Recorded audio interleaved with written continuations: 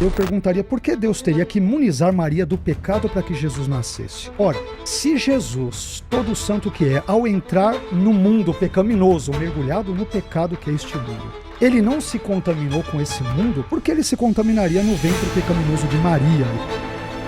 Tem algo aqui que assusta os protestantes. E é por isso, por exemplo, que muitos protestantes vão falar, tá vendo? Católico é idólatra.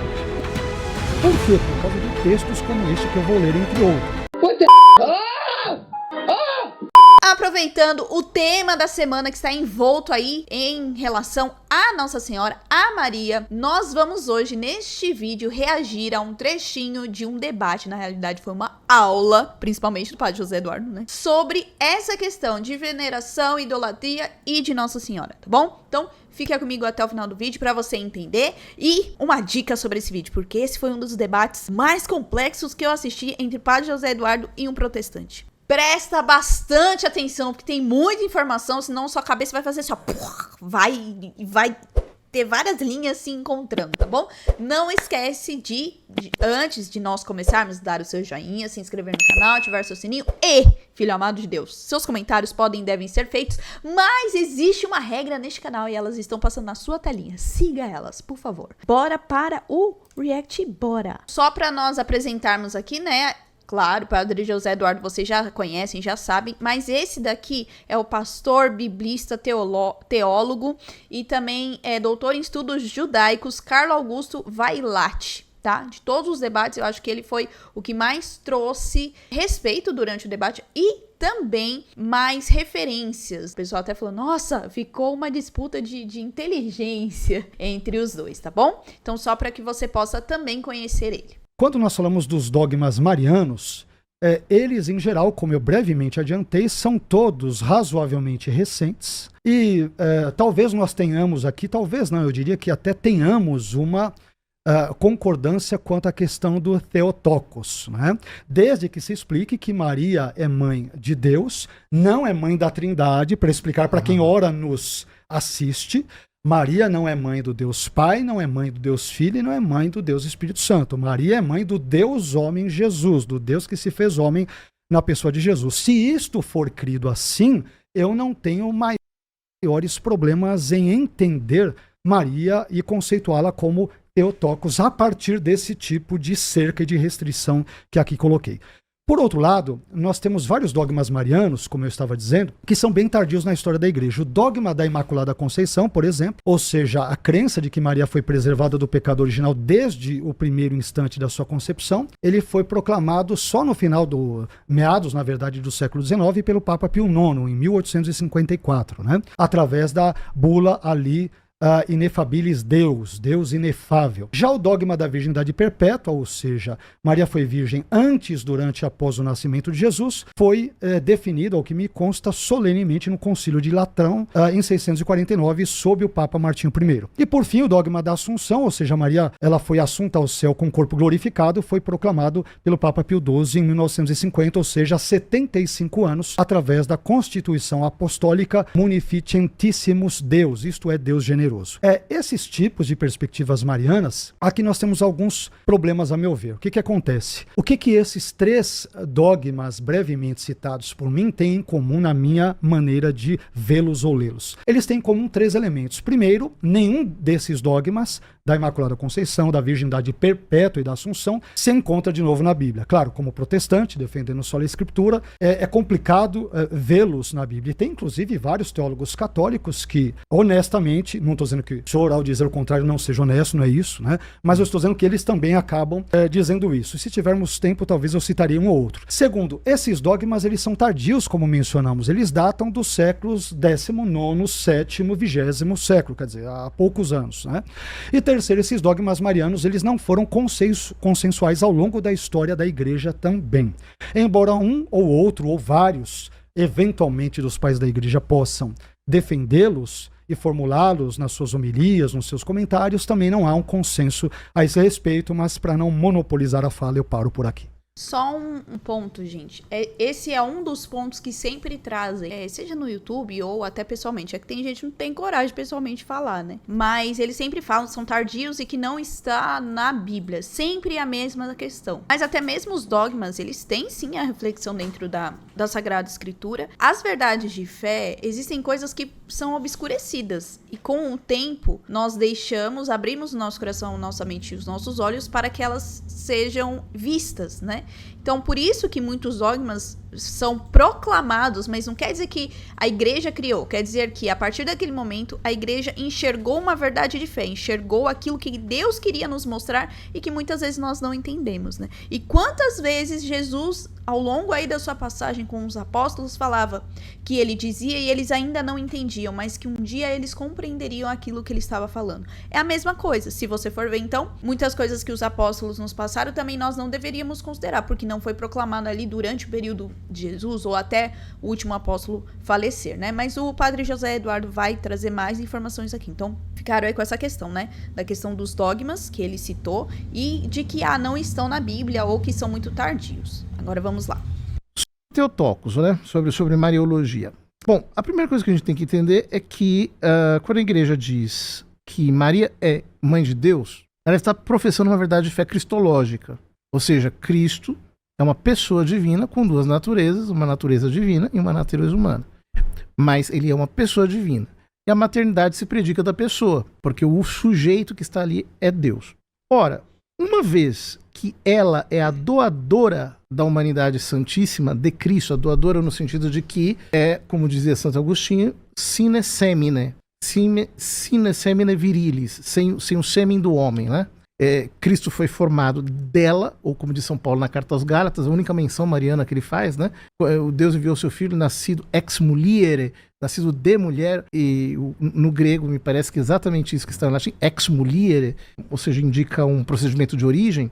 Ou seja, como doadora da humanidade santíssima de Cristo, ela tem relações únicas com ele, relações que são exclusivas, que só ela tem com ele e só ele tem com ela. Então, a doutrina católica toda será entendida a partir dessa relação única, exclusiva, que nós, dentro desse círculo que nós poderíamos chamar círculo hipostático, círculo da união hipostática. Ela realmente... Gente, aqui começa algumas palavras difíceis para algumas pessoas. Quando o padre fala sobre essa questão de união hipostática, o dogma é centralizado na cristologia. Então, Jesus há duas naturezas, né? A divina e a humana. Mas elas são unidas numa só pessoa, que é a hipostase, que é aí o verbo de Deus. Então, o que isso significa? Jesus é verdadeiramente Deus e verdadeiro homem. Então, 100% Deus, 100% homem. As duas naturezas não se misturam, não se confundem, mas elas estão unidas na mesma pessoa. Então, o que o padre José Eduardo está dizendo aqui? Que Nossa Senhora está dentro dessa questão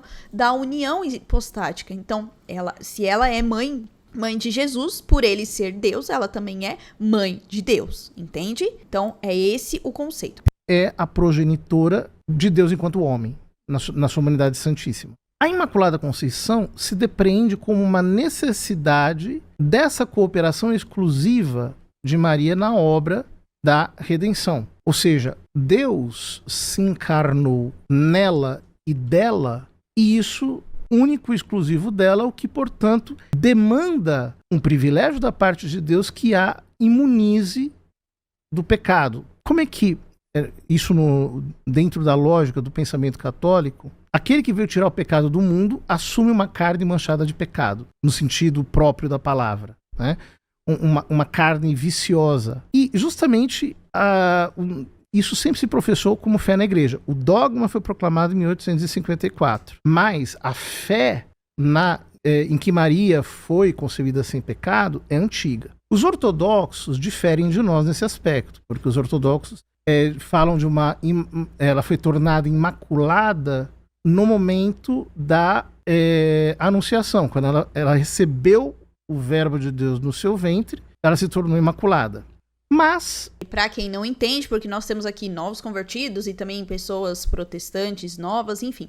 Imaculada é quando o que o padre falou, é aquela que não foi manchada pelo pecado. Então ela está totalmente protegida, tá? Essa teologia, né, ortodoxa, ela que os faz chamar de Maria de Panagia, toda santa, puríssima, santíssima, lá, né, com muitos louvores, às vezes até mais do que nós católicos ocidentais, né?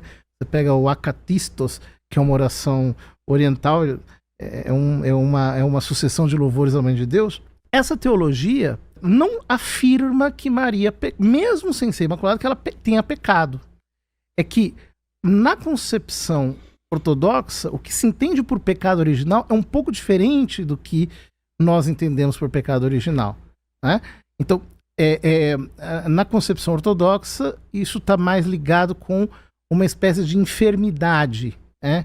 E está muito mais ligado à incorrupção, a que o pecado submeteu o homem à corrupção e às fraquezas da carne. Então, Maria, nesse sentido, ela na teologia deles é plenamente humana.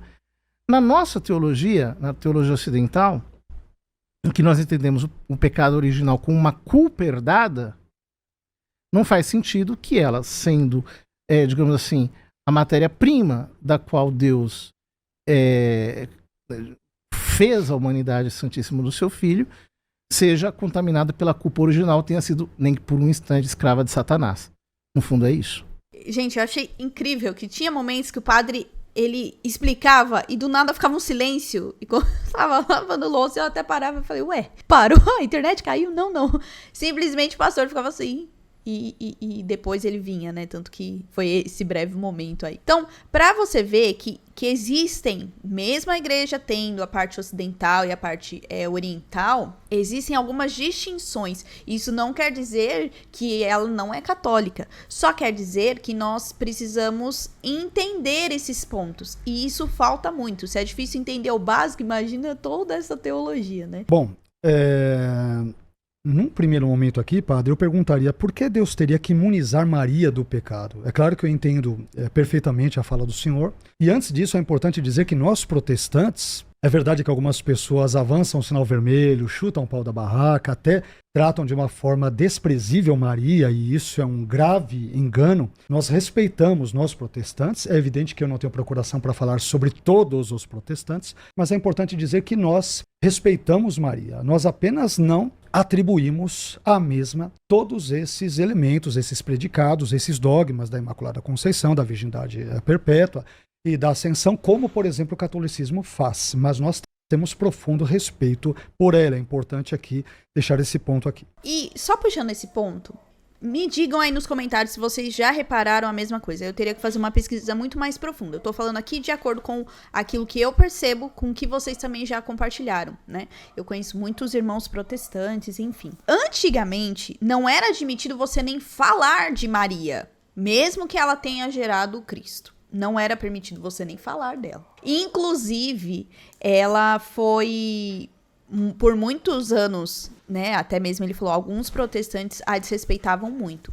Mas a gente via na época, muitos anos atrás, que isso era como se fosse quase um todo, era uma outra pessoa. Inclusive, eu conheço pessoas que se converteram aí para o protestantismo, mas continuavam tendo e rezando o Santo Terço, né? E aí, quando os irmãos da igreja que a pessoa mudou souberam, queriam tirar da igreja. Porque como? Jamais, você não pode fazer isso, né? Claro que são doutrinas diferentes, mas eles não aceitavam. O que eu quero dizer é, não aceitavam Maria de forma alguma. Porém, de uns tempos para cá, nós temos visto algumas pessoas se pronunciando dessa forma. Olha, a gente entende a importância de Maria, mas ela é uma mulher qualquer, no sentido de qualquer pessoa poderia ter feito o que ela fez. E não, né? Inclusive, nós já recebemos os últimos comentários aqui falando sobre isso. Que qualquer pessoa poderia ter feito. E aí eu deixo uma reflexão pra você. Dentro da missão que Deus deu na sua vida, você é uma pessoa única, certo? E nós já ouvimos muitos falarem, também é bíblico, né? Que desde o ventre da nossa mãe, Deus já nos conhecia, né? Está lá em Jeremias. E que nós temos questões únicas que pessoas não vão poder fazer. É só eu, porque isso está dentro do meu ser. Se eu, como humana, normal, pecadora, tenho essa questão com Deus, quem dirá Nossa Senhora? Que, segundo o anjo, né, disse que ela encontrou graça diante de Deus. Imagina você encontrar graça diante de Deus para recebê-lo como o Verbo encarnado.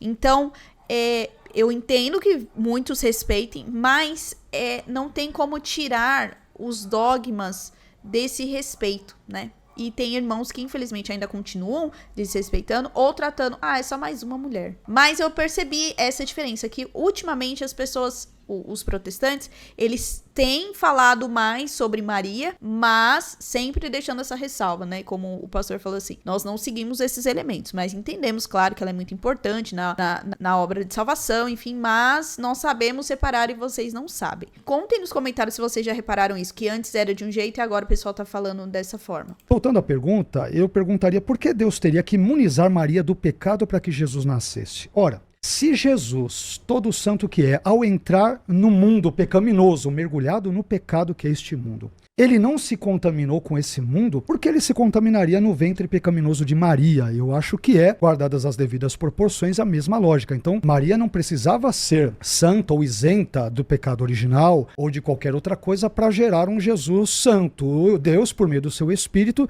não está limitado a esses tipos de circunstâncias. Então, eu entendo de novo que é um non sequitur, né? Não se segue essa perspectiva.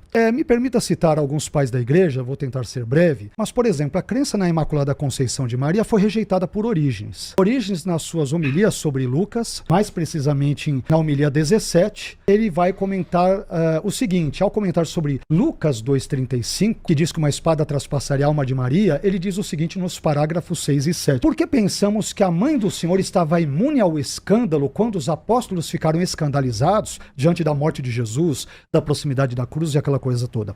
Se ela não sofreu escândalo na paixão do Senhor, ela é Maria, então Jesus não morreu pelos pecados dela. Mas se todos pecaram e estão destituídos da glória de Deus, Romanos 3,23, mas são justificados pela sua graça e redimidos, então Maria também ficou escandalizada naquela época. E Orígenes vai aprofundar, no parágrafo 7, piora, ele vai dizer, a espada, que espada é essa que penetrou em Maria? A espada da infidelidade, ela foi infiel ao agir com escândalo diante da morte de Jesus, a espada da infidelidade a traspassará e você será atingida pela lâmina da incerteza e seus pensamentos a despedaçarão quando ouvir, isto é, quando ver Jesus crucificado. Essa é a perspectiva, por exemplo, de Orígenes. Além disso, a crença na Imaculada Conceição de Maria também foi rejeitada por Bernardo de Claraval, já num contexto bem mais tardio, que viveu ali entre 1090 e 1153. Na sua carta 174, ele vai dizer, entre outras coisas, o seguinte: se, portanto, antes de sua concepção, ela, isto é, Maria, não poderia ser santificada, visto que ela não existia antes, é evidente, nem na própria concepção, por causa do pecado que era inerente a ela, ou seja, a Maria. Bernardo está falando do pecado original, é inerente a ela, né? E ele vai dizer que resta crer que ela recebeu a santificação, existe no útero após a concepção, o que, ao excluir o pecado, tornou seu nascimento santo, mas não a sua concepção. E aí ele vai dizer que essa ideia de santidade no nascimento, a ninguém foi dado ser concebido com ele, com esse tipo de santidade, o que inclui, evidentemente, nessa perspectiva Maria. Ele cita várias outras coisas, mas eu quero pular aqui para a fala de um teólogo católico, talvez conhecido do senhor, que é o Afonso Murad, né? Um doutor na teologia católica, o senhor deve obviamente conhecê-lo, não conheço pessoalmente, mas li a obra dele, e ele vai dizer o seguinte sobre o dogma da Imaculada Conceição. Por exemplo, a crença na Imaculada Conceição não foi consensual no decorrer da história da Igreja. E ele vai citar Bernardo de Claraval, que eu acabei de citar aqui. Ele apenas vai citá-lo brevemente, eu citei com mais detalhes. Grande devoto de Maria, São Bernardo de Claraval não a aceitava, por considerá-la incompatível com a universalidade do pecado original, ou seja, a perspectiva chamada protestante. E aqui tem outro elemento importante, padre, e eu acho que bem delicado também, que eu vou citar, e eu vou pegar um gancho porque envolve a adoração a Maria. Eu não vou citar com detalhes porque eu não vou ter tempo, né? Meu Deus do céu, quanta informação! Jesus Cristo! Mas, por exemplo, quando nós pegamos a veneração das imagens sagradas no 4º concílio de Constantinopla, que é o 8º concílio ecumênico e que se dá na sua 10ª sessão, ali 869 a 870, isso está na obra do Compêndio dos Símbolos, Definições e Declarações de Fé e Moral da Paulinas e da editora Loyola, editoras católicas. Tem algo aqui que assusta os protestantes. E é por isso, por exemplo, que muitos protestantes vão falar, tá vendo? Católico é idólatra. Por quê? Por causa de textos como este que eu vou ler, entre outros. Então eu vou ler aqui, tem aqui o texto latim, o texto grego, eu vou ler em português bem rápido aqui, qualquer coisa me corte. Vamos lá. Do mesmo modo também, esse documento desse concílio, do mesmo modo também a imagem da Imaculada, sua mãe e genitora de Deus, Maria, e além disso pintamos também as imagens dos santos anjos, como os representam em palavras da Divina Escritura, mas também as imagens dos apóstolos, tão dignas de louvor, dos profetas, dos mártires, dos varões santos, igualmente de todos os santos, nós os honramos e adoramos. É o que diz. Qual é a palavra grega? Texto, aqui a palavra grega... Eu estou lendo uma recensão que é latina. Ela vai dizer honoramos et adoramos. Eu vou citar já a grega. Latim, eu vou citar agora a recensão grega. Citei primeiro a latina. Eu vou citar rapidinho para não pegar o seu tempo, tá, padre? Rapidinho. Agora a recensão grega. Agora eu vou responder sua pergunta. Do mesmo modo também, e a tradução é católica, não é minha. Do mesmo modo também, a imagem da Imaculada, sua mãe, e as imagens dos santos anjos, como os representam em palavras da Santa Escritura, e ainda as de todos os santos, nós as veneramos e adoramos. O grego traz timonen kai proskinumen. Proskinumen. Eu sei que proskinel tem a ver com dobrar-se, ajoelhar, prostrar, eu sei, mas a própria edição católica, nos dois casos da recensão latina e grega, traduziu como adoramos. Me perdoe. Mas por que traduziu como adoramos? Porque ad orare, os, boca, ad, é beijar. Então tem o mesmo sentido etimológico do grego. Mas não está se falando de latria. Se ele quisesse falar de adoração no sentido de idolátrico, teria usado a palavra latria. Mas vamos lá, tem bastante coisa que o senhor falou. Por que Deus precisaria imunizar Maria do pecado? Porque o desígnio da criação, ele não é maior que o da redenção. E se Deus criou Eva sem pecado, ele não poderia ter criado Maria em pecado. Uma vez que nós temos já desde os padres da igreja muito antigos a analogia entre Maria e Eva e Cristo no Adão. Isso está presente em diversos santos padres antigos. Porque o anjo a chama de Recharitomene, inclusive como nome próprio, agraciada, cheia de graça, né? Então, antes de ela dar o seu consentimento para a encarnação. Então, o anjo lhe dá esse nome previamente a isso. Em terceiro lugar, é que mais do que uma razão mais teológica, porque Jesus não passou por Maria, ela não é apenas uma porta pela qual ele passou, ele tomou carne dela. Ou seja, a matéria-prima da humanidade santíssima de Cristo, que tira o pecado do mundo, não pode ser pecaminosa. Então há uma necessidade pelo próprio desígnio da redenção. Só uma parte aqui. No Antigo Testamento é prometido, né? Existe a promessa de que da mulher, lembra isso lá em Gênesis, ou seja, a Eva foi criada sem pecado, mas acabou pecando. Então, é uma mulher que vai ser o contrário de Eva, né? Por isso que nós chamamos de Ave Maria. Ela é a nova Eva. Por isso que o padre está ligando essa questão da imunização. Por que Deus precisa imunizar Maria para receber o Cristo, o Verbo encarnado, tá? E aí tem uma palavra que Padre José Eduardo fala muito, inclusive ele soltou uma postagem esses dias do Recharitomene, que é essa questão cheia de graça, agraciada, e que é uma coisa que nós temos que ter muito em mente. Foi um pouco antes dela dar aí o sim dela, né? Por isso que ele fala isso. Então, só pra quem não entendeu, porque eu sei que tem vezes que é muita informação e a nossa cabeça trava. Aí a gente tem que fazer essa pausa, tá? Claro que padres da igreja como Orígenes não é padre da igreja, é o escritor eclesiástico, porque, enfim, caiu em heresia e tem outros problemas. Mas os padres da igreja, algumas vezes sim, São Bernardo, etc., eles têm dificuldade em lidar com a ideia da Imaculada Conceição porque ela parece relativizar a redenção universal de Cristo. E ela mesma diz no Magnífica: a minha alma magnifica o Senhor, meu espírito exulta em Deus, meu Salvador. Ou seja, Cristo a salvou também. O problema é um modo de salvar. A Imaculada Conceição não é uma espécie de exceção na universalidade salvífica de Cristo. Cristo a salvou por antecipação. Do mesmo jeito, eu posso salvar alguém que foi jogado num rio, eu posso lá mergulhar e tirar a pessoa do rio, ou eu posso salvar preservando a pessoa de cair no rio. Foi o caso dela. E isso por causa da relação única que só ela tem com ele, que é essa relação de lhe ter dado a humanidade santíssima.